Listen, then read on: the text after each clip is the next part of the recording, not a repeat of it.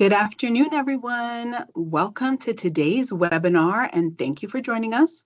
My name is Melissa Dano, and I'm the Dietetic Internship Director at UT Health Houston School of Public Health.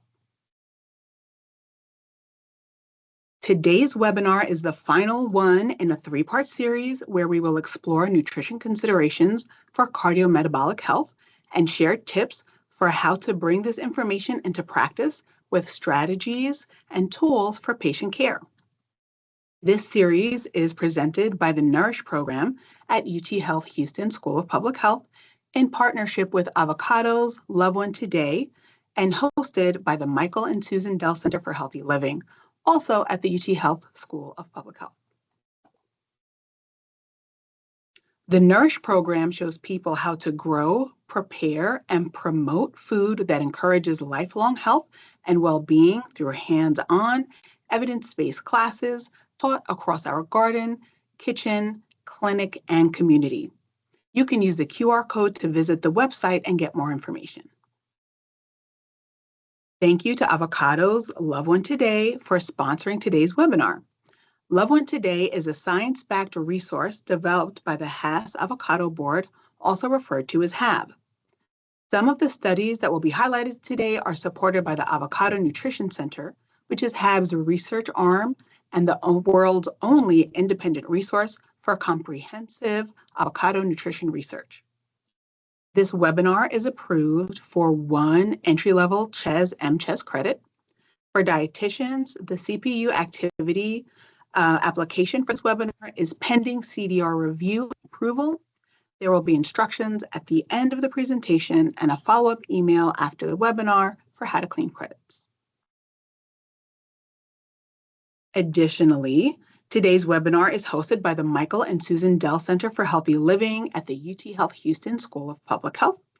Thank you to the center staff for providing support for this webinar series.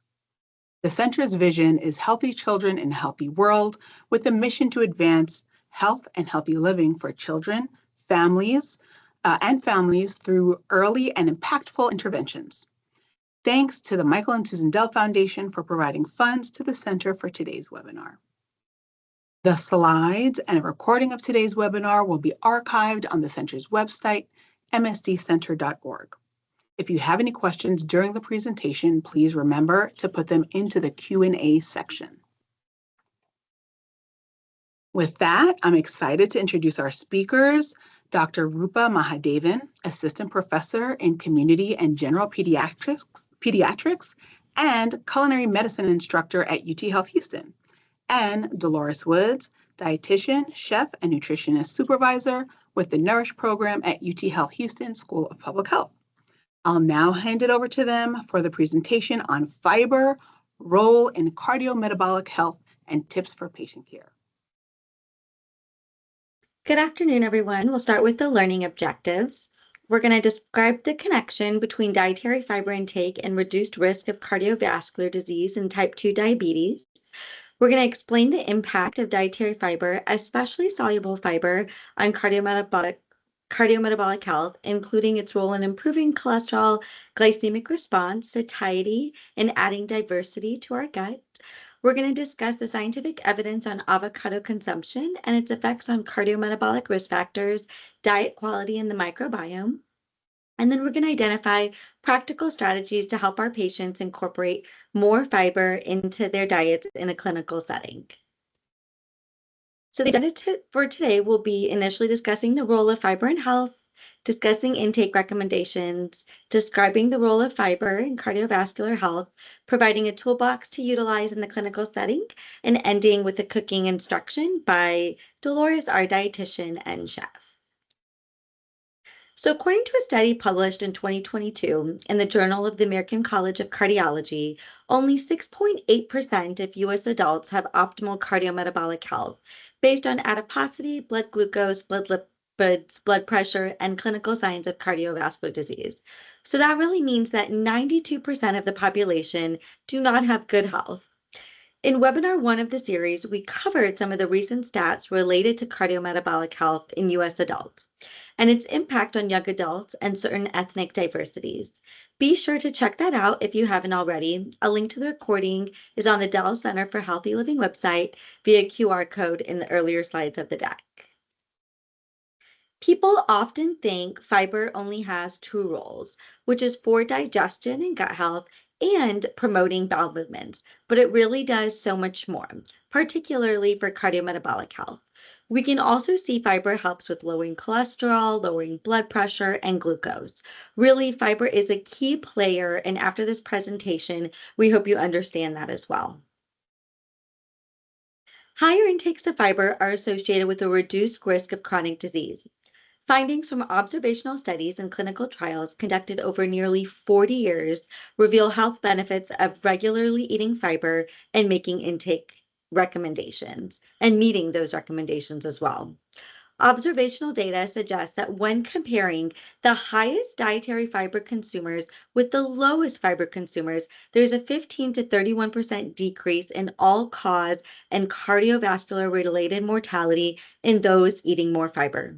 So eating fiber-rich foods also reduces the incidence of coronary heart disease, stroke, type 2 diabetes by nearly 16 to 24%.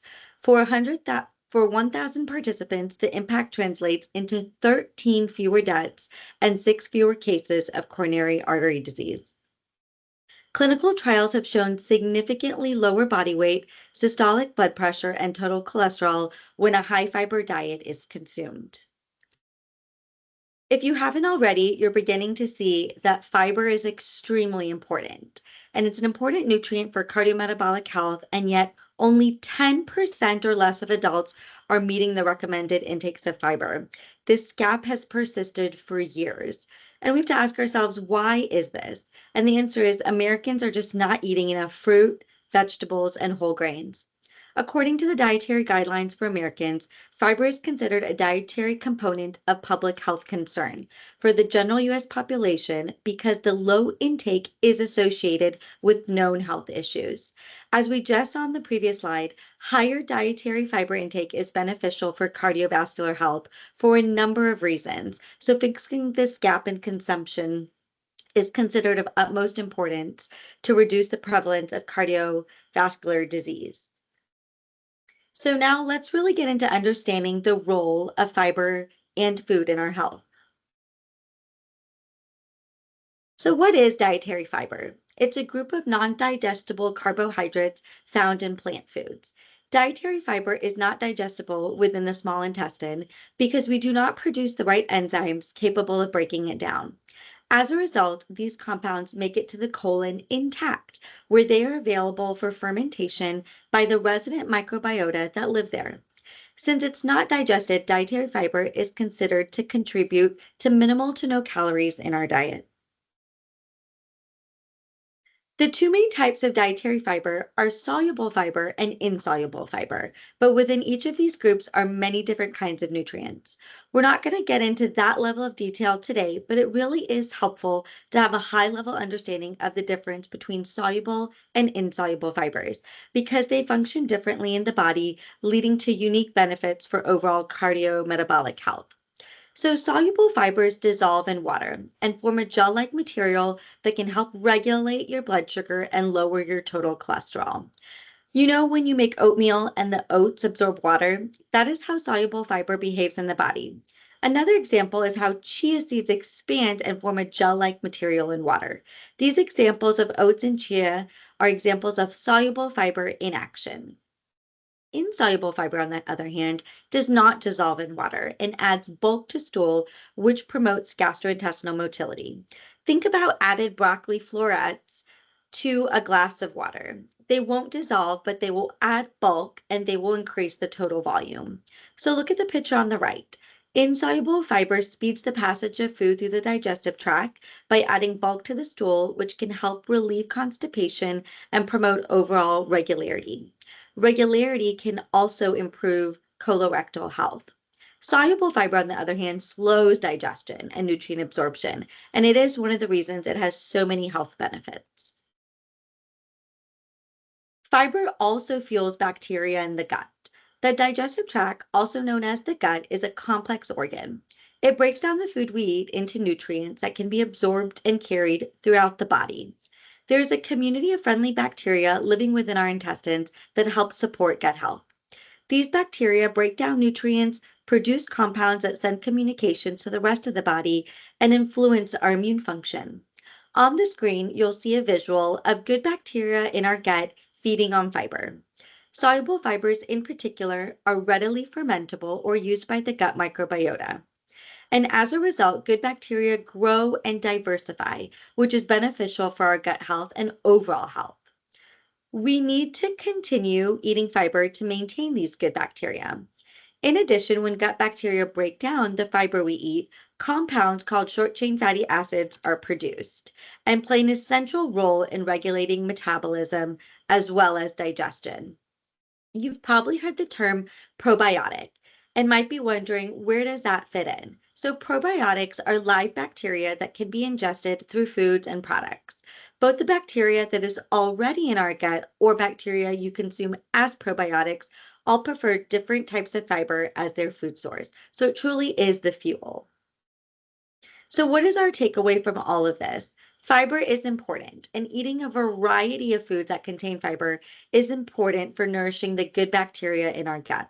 The International Scientific Association of Probiotics and Prebiotics is a wonderful resource if you're interested in reading more about pre and probiotics. This is another visual to depict the importance of fiber for a healthy gut and gut microbiome for overall health. A dietary pattern that is high in fiber fuels intestinal health, promoting gut bacteria, decreasing inflammation, and increasing overall microbiome diversity. We have to remember that 70 to 80% of our immune system lies in our gut, which is why eating well is so important to help prevent chronic disease. Conversely, low quality diets, high in sugar and fat, and low in fiber encourage the growth of bacteria. And this can break down the protective intestinal barrier, promote total inflammation, and reduce health promoting microbial molecules. This unbalanced fiber deprived state is linked to numerous chronic diseases such as obesity, type 2 diabetes, inflammatory bowel disease, and colon cancer. Most plant foods have a mix of soluble and insoluble fibers, but some foods have more of one type or the other. For instance, the skin peels of many fruits and vegetables may be high in insoluble fibers, while the inside is usually high in soluble fibers. Fruits and vegetables are the main source of soluble fibers, along with beans and oats, while whole grains, nuts, seeds, and certain vegetables are the main sources of insoluble fiber. Again, a lot of foods have a mixed type of both types of fiber. Avocados, for example, about 40% is soluble fiber, and the remaining 60% is insoluble fiber. So, one-third serving of an avocado or standard serving is 3 grams of fiber. But if you eat a whole avocado, that is 10 grams of fiber. So, now let's get into the intake recommendations. So we know that the majority of Americans aren't getting enough fiber, but how much should we really be consuming? The dietary guidelines for Americans recommends consuming a minimum of 14 grams of fiber per 1,000 calories. So generally, most adults need 25 to 35 grams a day to get the full health benefits. So if someone is consuming 2,000 calories per day on average, this would amount to 28 grams of fiber per day. There is consensus among several leading healthcare organizations on this intake recommendation, including the American Diabetes Association and the American College of Gastroenterology. I have some examples on the screen to provide perspective of how much fiber is in foods. So as you can see, a medium apple is about 4.5 grams of fiber. I mentioned before, a third of an avocado is about 3 grams, half a cup of instant oatmeal about 4 grams, and then a medium ear of corn about 3 grams. So if you look at this, it can really easily add up throughout the day to meet your recommended intake. So we just have to be a little bit more mindful about getting plants on our plate. As we see in this graph from the 2020-2025 Dietary Guidelines for Americans that looks at the percent of the U.S. population ages 1 and older who are below and at or above each dietary goal or limit, which is currently the line at 0, we are really not meeting recommended intakes in blue of many nutrient-dense foods, including fruits, vegetables, and whole grains, which are all sources of amazing fiber. In fact, fruits, vegetables, and whole grains are underconsumed more than 85% of US adults. So let's talk a little bit about the role of fiber in cardiometabolic health. So let's dive into the key mechanisms that link dietary fiber to our cardiovascular disease. And you can always reference back to webinar 1 as well as webinar 2, where we talked about unsaturated fats and saturated fats. So here, fiber functions differently. It's optimal to keep LDL, which is our bad cholesterol, in recommended ranges to help reduce the risk of heart disease and stroke. Adding more soluble fiber can support LDL cholesterol levels as bile acids bind to cholesterol in the digestive tract, preventing their absorption into the bloodstream. When we think about glucose control, because soluble fiber helps slow down digestion and delay gastric emptying, this leads to a lag in overall glucose absorption. When it comes to satiety, increasing intake of fiber can help promote overall satiety because you really get that feeling of fullness by slowing down digestion. This has been shown to reduce total caloric intake, which can help with weight management because you feel full for a longer period of time. And then, of course, the gut microbiome, which we've mentioned. We're continuing to see emerging studies linking gut health to a variety of different health outcomes in the body, including cardiometabolic health. Fiber is key to fueling the gut microbiome, and as we know, improving our overall immune function. The habitual diet and avocado trial was a large multi-site trial. 1,008 participants with elevated waist circumference added a large avocado to their diets daily for 6 months, or they followed their own habitual diet. People who ate avocado saw modest reductions in total cholesterol and LDL cholesterol just by adding the avocado. They didn't need to swap for other foods or monitor their diets or increase exercise. This effect was exclusive to the added avocado. Was fiber driving this effect? Well, the authors of the study speculated that the fiber content, noting the roughly 3.3 grams of soluble fiber added from avocado daily, could contribute to the improvements in total and LDL cholesterol. Despite the additional calories, daily avocado consumption did not impact visceral fat, body weight, fat in the liver, compared to the control group who did not consume avocado. The Avocado Nutrition Center supported the study, and although the findings from one study cannot be generalized to larger populations, this study does support the great and growing body of evidence that suggests consuming heart-healthy avocados is associated with better diet quality. A subset of the same study that I previewed on the previous slide also evaluated the impact of daily avocado consumption for 6 months on the overall gut microbiota in 230 adults with abdominal obesity. The avocado group showed higher gut microbiota diversity and significant increases in bacteria that are thought to be beneficial compared to controls. The Avocado Nutrition Center supported this study. Improvements were pronounced in participants with lower baseline diet quality, highlighting avocado's potential for overall prebiotic benefits. Gut health research has evolved over time and expanded significantly over the years. Emerging research is exploring how the gut microbiota may be associated with cardiovascular disease, particularly how the gut communicates with organs and tissues in the body, which could inform future cardiovascular therapies. More research is needed to understand this fully, but science is really progressing in this area and very exciting. And let's get to Toolbox for clinicians. So now that you've watched the first 2 parts in this series, this slide might look familiar, but let's break it down even further. Whole, nutrient-dense food. So more plants on the plate is always our goal. This includes fresh, frozen, canned, and non-organic options.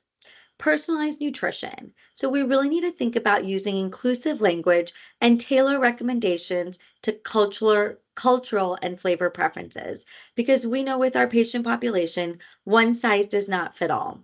And then when we think about sustainability, focus on what to add, not what to eliminate. Filling the plate with nutritious foods naturally crowds out those unhealthy choices. Now that we've talked about some of the science behind the various benefits of fiber, how can we now help our patients increase their intake to meet recommendations? It doesn't have to be complicated, and we should really work individually with each patient to determine simple ways they can start incorporating more fiber in their day to day. So I always think that snacks can be a great place to start, because this could include grabbing a handful of nuts, trail mix as a quick on the go snack, or even just adding one fruit or vegetable to snack time. Blending in fruits and vegetables is another way to add fiber into your diet. We can add fruits or veggies into a morning smoothie, or a creamy blended soup, or even a sauce or salad dressing. Adding a can of black beans or other legumes to a protein like ground turkey or beef is also a great way to get added fiber. And really think about putting the emphasis on whole grains, swapping regular bread for whole grains, using brown rice instead of white. So when we think about whole grains, we really want to maintain the entire endosperm and germ of that seed, which is what gives it its fiber-rich quality. And I also want to take a moment to remind everyone that when we share recommendations with our patients to increase fiber intake, we really need to ensure and remind them to boost their water intake at the same time. This can help relieve some potential issues like gas and bloating that come with the increased fiber intake. So, a general rule is if you're increasing by about 5 grams of fiber, then you want to drink at least 8 more ounces of water per 5 grams. So I get a lot of questions about how to read a nutrition facts label. So when it comes to fiber, always look at dietary fiber under carbohydrates to see how much fiber is in a product.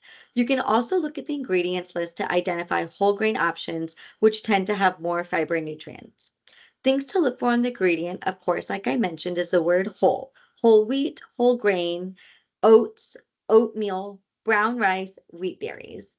Another useful tip is the 5-to-1 fiber rule, which I often get questions about.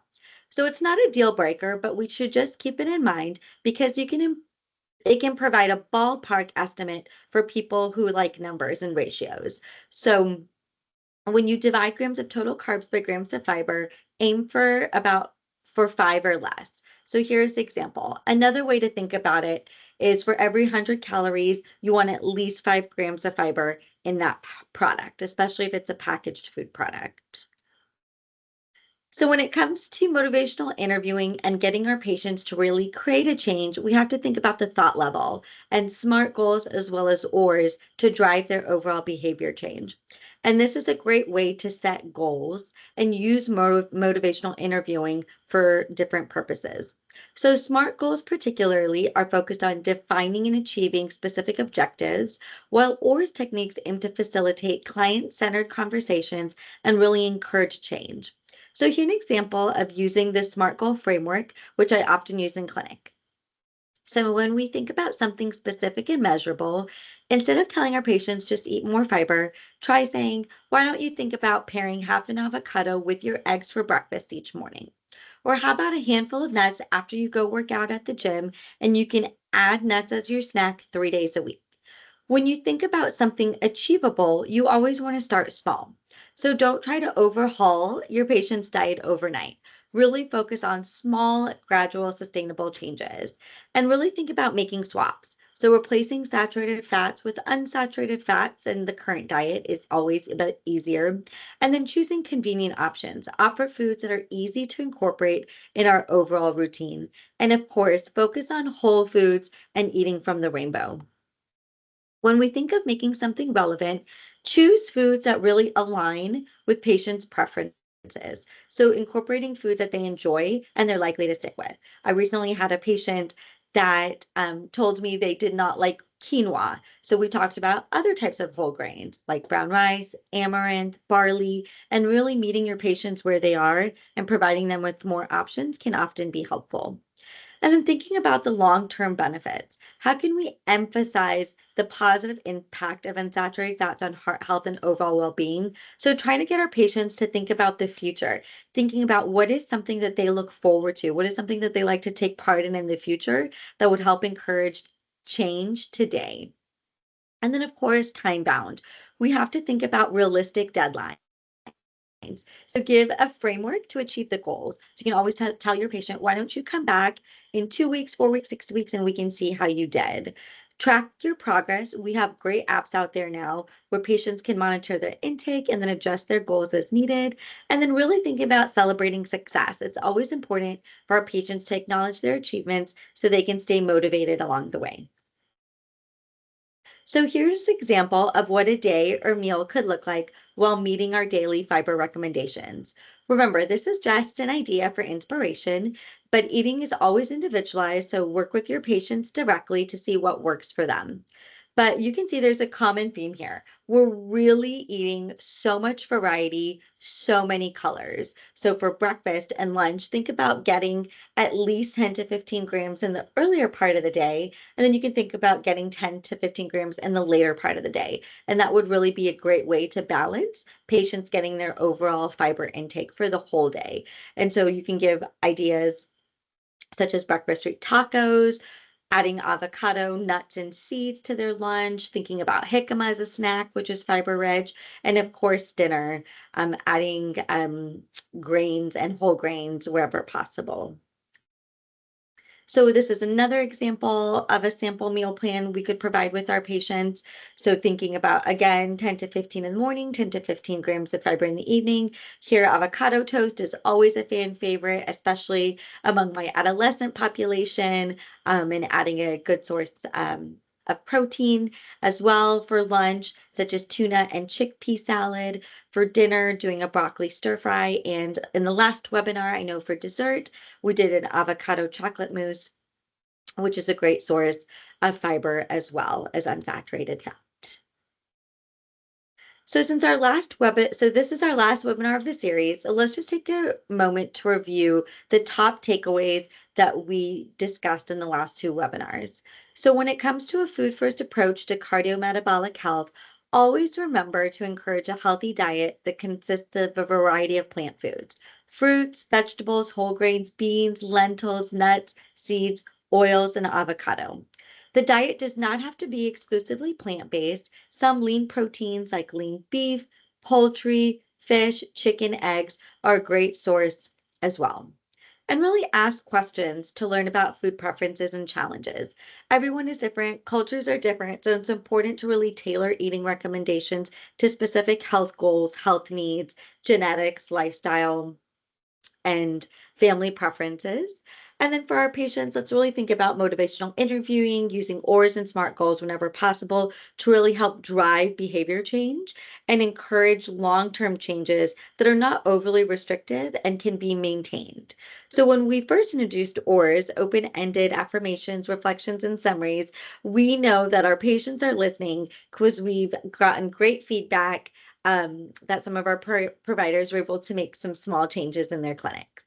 So avocados are a great source of fiber and the only fruit with notable unsaturated fats, supporting various nutrition goals. Research links avocado intake to gut health, cholesterol, diet quality, physical activity, type 2 diabetes, and cardiovascular disease. We covered this research throughout the webinar, some of which was supported by the Avocado Nutrition Center. Not all of these results can be generalized to populations and do not necessarily establish a causal relationship, but these studies do support the growing evidence linking avocado consumption to overall cardiometabolic health. If you haven't already tuned in to webinar 1 and 2, I encourage you to do so.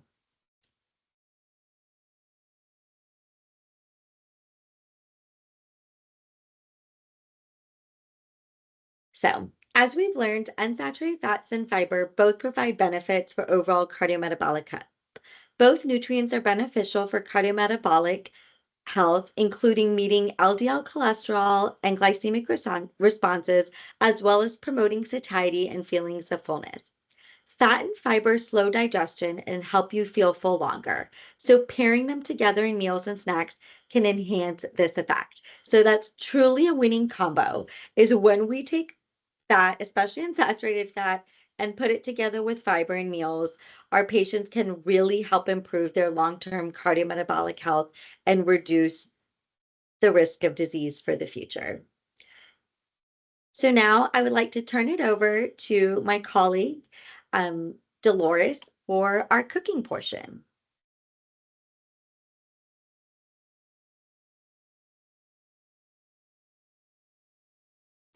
Hi, everyone. Thanks for all of that information. So, incorporating fiber into your diet doesn't have to be complicated, and I'm going to be showing you some really easy and quick ideas on how you can do that using some avocados. I'm going to be using avocado halves. I already have one prepared here, but this is such a great way to be able to incorporate more of fiber and, again, those good fats.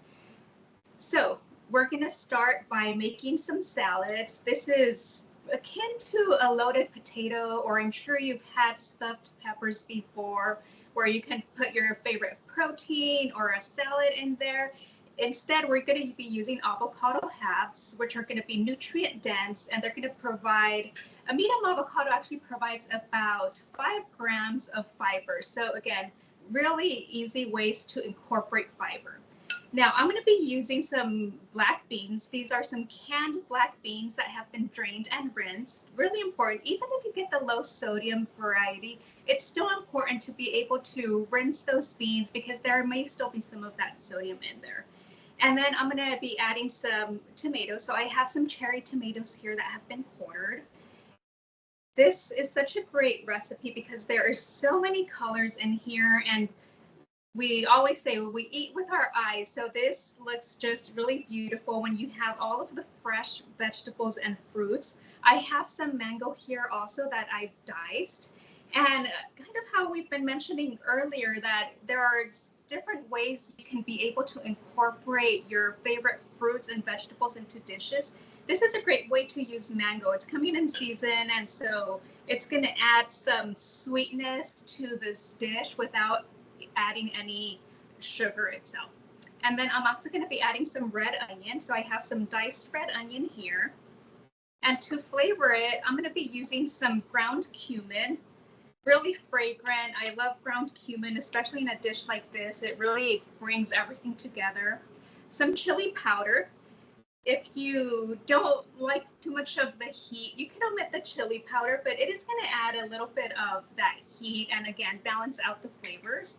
And then I have some ground pepper and some salt. So this is a great summertime salad. If you don't finish it all in one sitting, you can refrigerate it for up to 3 days. And honestly, it tastes better the day after once all of the flavors blend together. And the last thing I'm going to do is just add some lime juice to this. Acidity is really important for dishes. A lot of times when we're cooking, and I'm sure I've mentioned this before, we oftentimes think this dish needs something, and you want to add more salt, but a lot of times what it needs is acid. So acid always is really good to finish off your dishes. It's gonna make everything kind of taste fresher and bring out all of the flavors. So this is it. Again, really simple. These are really easy ingredients. You could substitute maybe pinto beans if you wanted, or even garbanzos. Any kind of canned bean is going to do really well here. And what I'm going to do is, I already have my avocado cut in half, and we're just going to take out the pit and scoop out just a little bit of the flesh. So I'm going to scoop out, and actually this is almost a perfect avocado. You could see that there's enough here to scoop in some salad, but I'm just going to scoop out a little bit more so that we can stuff this avocado half with our salad. And I'm not going to waste this. This is just a little bit, but I'm actually just going to put it in with my salad. If you wanted to, you could actually add some of the diced avocado here. If you didn't want to make an avocado half, you could make this recipe and just dice some of the avocado into the ingredients, and it would be just as good. You would probably have to eat it though, because the avocado will oxidize if you put it back in the refrigerator. And then what I'm going to do now is just stuff these avocado halves with some of the salad. And these are going to be some great snacks. So I'll just put it here with my plate of other avocados. It smells great. Again, these are such fresh ingredients, and incorporating more fruits and vegetables. Sometimes it's challenging for some people, but if we can have, different ideas, different ways so people can incorporate these fresh ingredients into their diets, obviously, it's going to be so much more beneficial for them. So I'm going to just set this aside. And before I move on to the next recipe, what I wanted to show you is that I had already prepared some with some refried beans. So these are low sodium canned refried beans, and I just put them in the microwave. So again, you don't have to cook. If you like making beans from scratch, that's even better, but the canned beans are a great option as well. And I just sprinkled a little bit of cheese on top. You could use a sharp cheddar, you could use even Parmesan or a gotija type cheese. And this is, again, such a great snack. You're going to have a lot of that fiber from the beans and the avocado. And it's vegetarian, so again, if you're more plant-based, these are going to be not only healthier, but the beans, again, such a great source of inexpensive protein. The third one that I wanted to share with you is actually a tuna salad. So I have some tuna here. This is canned tuna. So again, one of those canned options. A lot of times people tend to think that because food is canned, it's unhealthy and that we shouldn't be eating it, but there are so many healthy canned foods that we can be incorporating into our diet. So I love the canned beans. Those are such a great option. I always have canned beans in my pantry. They're really fast. You can use those. The canned tuna is also another really great option. This is actually not in water. Most of us are maybe used to having the canned tuna that is in water. This one is in olive oil. And so I like to use the one in olive oil just because it is going to be a good fat. The olive oil is going to be better. What happens when we do have the tuna that is in water is most people tend to put mayonnaise in there, right? If you're making a salad, you tend to go for the mayonnaise, and that is going to have more of that saturated fat and sodium. So this is a good way to make that swap. Again, if we want to swap out our saturated fats with some of the good fats, you could choose the tuna that is in the olive oil. And what we're going to do here is add some celery. So I have some diced celery. The celery is great because it's going to give you that crunch. Think about textures when you're cooking. It's really important to have those different textures so that food is a little bit more exciting. And we have some diced apple here too. So the apple, again, some of that texture, but also that sweetness. So remember, we want to think about different ways to incorporate more fruits and vegetables, especially if you know people who may not necessarily reach for that apple or reach for the fruit automatically. We can always incorporate it into different dishes. So I have my celery here. I have my apple. There's some parsley here that I have. I'm going to put it in here. Some red onion, again, love the red onion for these types of salads. And then some Dijon mustard also. And salt and pepper. So for this, I'm just going to mix this up. And like I said before, you don't really need any of that mayonnaise. The tuna, it is strained. I think I forgot to mention that, but we did drain the tuna, so it's pretty moist. It's not as dry as sometimes when you drain that tuna that is in the water, so it's a really great option. And the last thing that I'm going to do is just add a little bit of that lemon juice. So the lemon juice, again, it's going to really bring everything together. Some of the acidity is going to really help with the freshness, and it gives a pop of flavor. So this is really great option. And the last thing that I'm going to do here is get my avocado half, and it's already cut in half. And I'm going to just take the pit out. And what I'm going to do is scoop out just a little bit of the center. And I have a little ice cream scoop for this one, but I'm just scooping out a little bit. And I'm going to add that extra in here. So we're just scooping out a tiny bit, make a little hollow in here so that we could stuff our avocado. The other thing you could do, instead of using mayonnaise, I actually like using Greek yogurt with avocado, kind of like a cream, like a crema type dish in my tuna salad. And this is just personal preference. I don't like mayonnaise, but I find that Greek yogurt with the avocado, it's really creamy. If you wanted something different. And then this looks great. So I'm using a little ice cream scoop here to stuff my avocado. And we're gonna place it right here with the others. So I love this idea for entertaining. If you're having a party and you want some finger foods, I feel like this is such a great option because they're single servings. You could customize it any way you like. If you wanted to, you could get some salsa and just put it in here. Maybe like a corn type salsa or a pico de gallo. So there are so many different ways you could customize this, and it's really the ultimate snack upgrade. So I have my avocado halves here.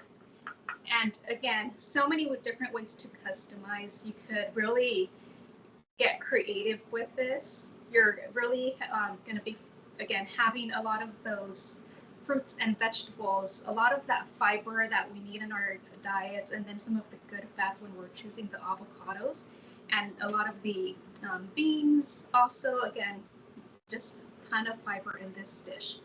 So that's really it for this. If you have, again, if you're stocking your pantry with some of those canned beans and canned tuna, you could just get some of the fresh ingredients and make this in about 5 minutes or less. All right. Thank you so much. I really enjoyed watching you make those. Those are some really nice, fresh ideas. So now we do want y'all to go ahead and post your questions that you have in the chat. So feel free to go ahead and do that. Make sure you do that in the Q&A section. All right. So just one second here. Okay. So yeah, so make sure that you go ahead and post your questions in the chat in the Q&A section. While we wait for some questions to roll in, do y'all have anything else that you want to touch on? Oh, I actually see a question here.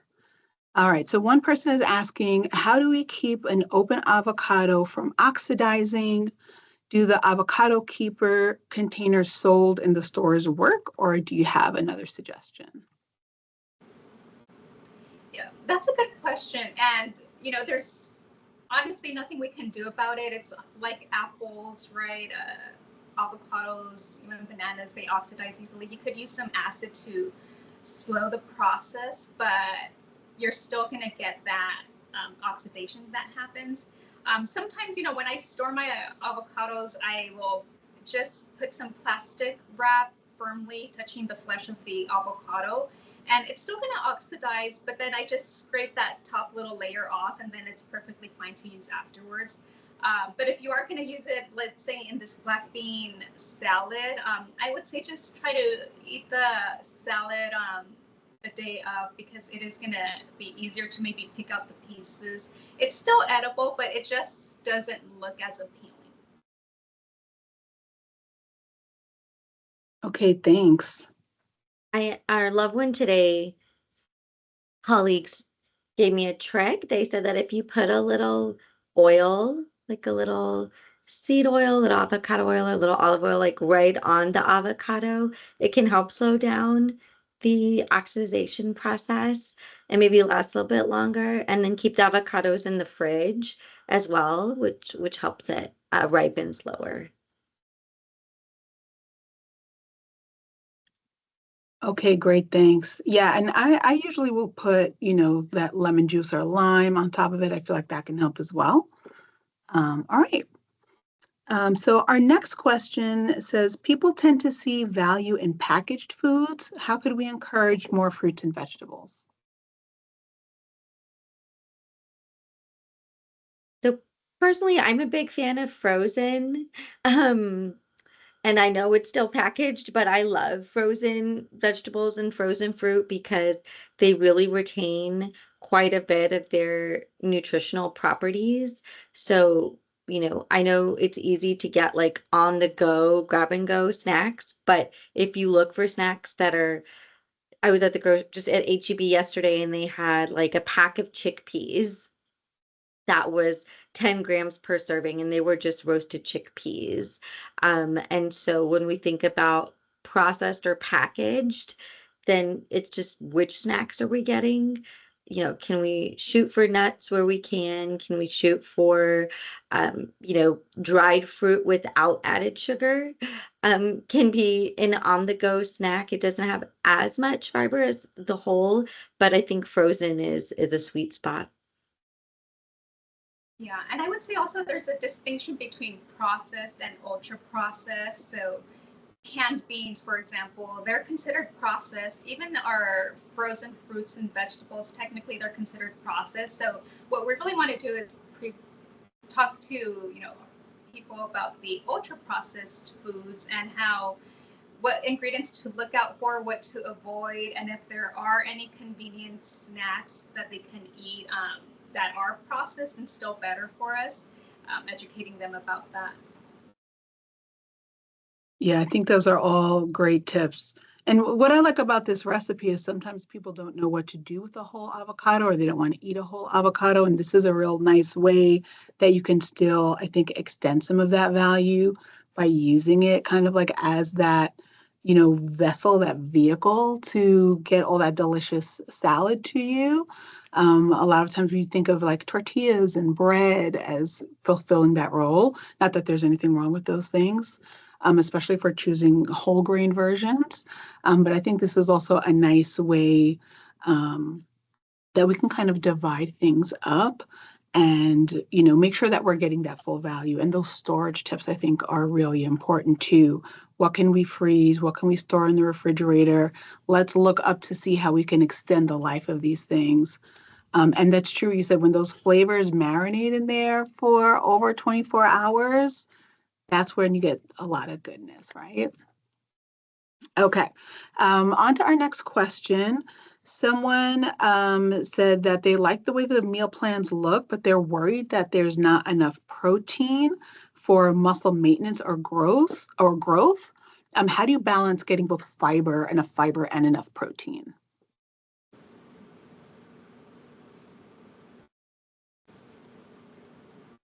Yeah, that's a good question. So it's possible, and something like this where we have the tuna, this is a lean protein. So I think that a lot of times we, the carbohydrates are going to still be important, especially if you are building that muscle. You're going to need both. And so having the variety of foods is going to be really important. Don't ignore the carbohydrate sources. I think that you could still have that balance. Yeah, I mean, I think we have to remember that, when we think about protein, there's a lot of different schools of thought. To maintain skeletal muscle, you need about 1 mg per kg per protein for body weight. And I think, when we think about variety, okay, the avocado, okay, there's a little bit, if you do avocado toast, it has the protein.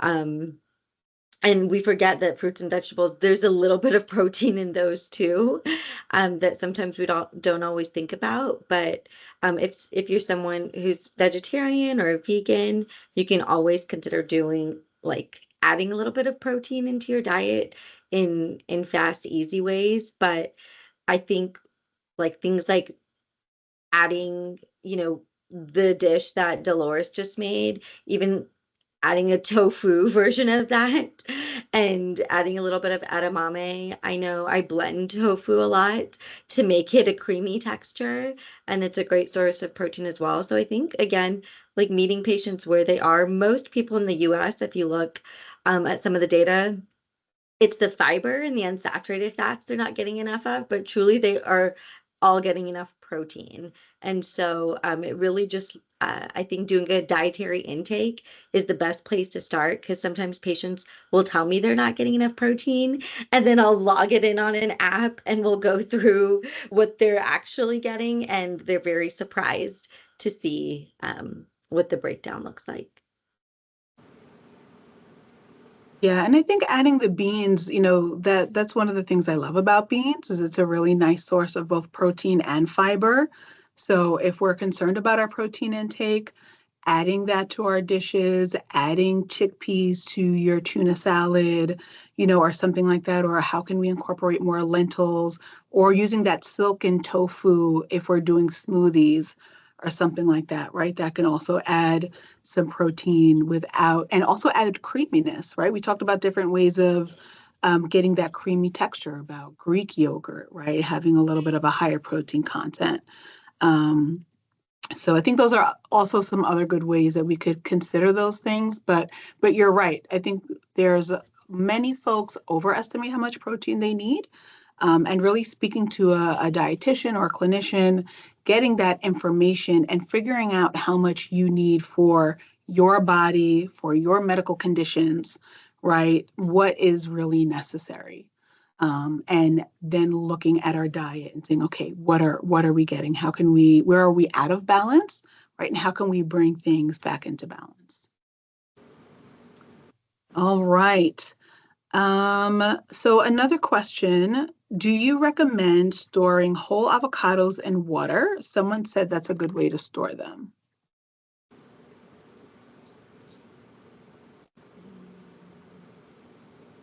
So I mean, Dolores, mhm. do you want to take this one? I saw it. I know it's been trending, but that is not recommended to store avocados in water. One, because it could be a source of pathogens. When things sit in water for too long, it can create more bacteria and can disrupt like the outer layer where the nutrition is. So that is not a recommended way to store avocados.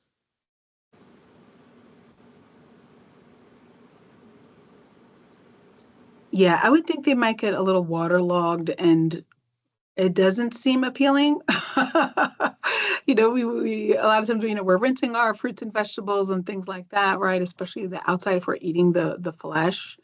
But I don't know that that's necessarily the best idea. We talked about wrapping, about putting the oil on it, about adding, some acid. I think those are probably better ways that we could get at storage, putting it in the fridge, right?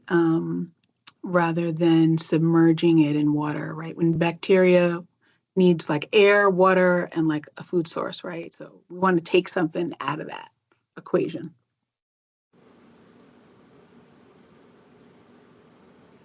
Okay. All right. So another question, when trying to lower LDL cholesterol, should we focus on soluble fiber or insoluble fiber?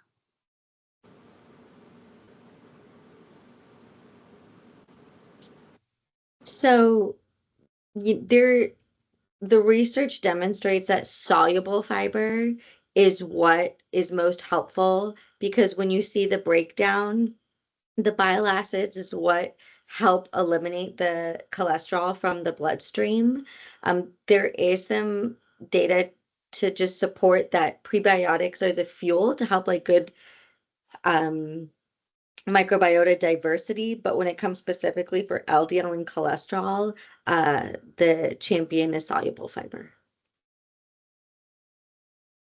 Yeah. And I think it's good that, again, if we're looking at fruits and vegetables to increase our fiber intake and whole grains, of course, as well.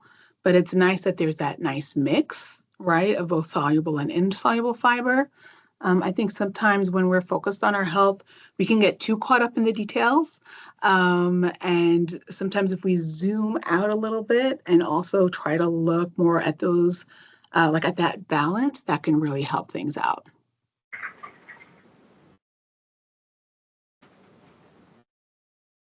Okay, so with that, if there aren't any more questions, let's see what else is in store. All right, so just so you all know,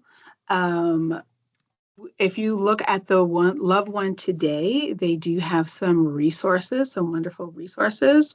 If you scan that QR code, you can see what some of those resources are.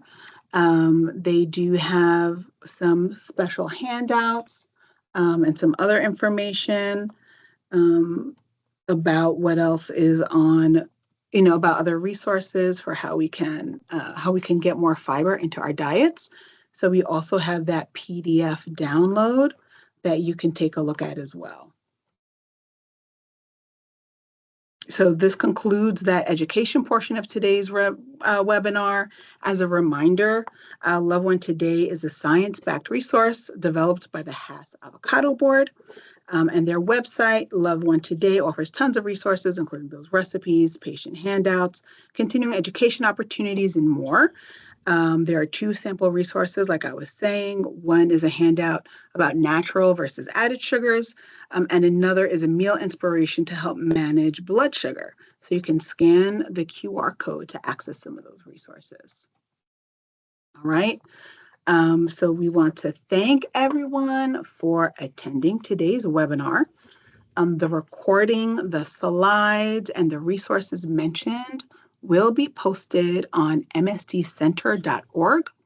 Additionally, we hope you'll join us on Tuesday, May 20th for a webinar about fostering mental well-being, strengthening support systems at home, school, and beyond. And Wednesday, May 28th, about active travel, active lives, a public health perspective on school commutes for children.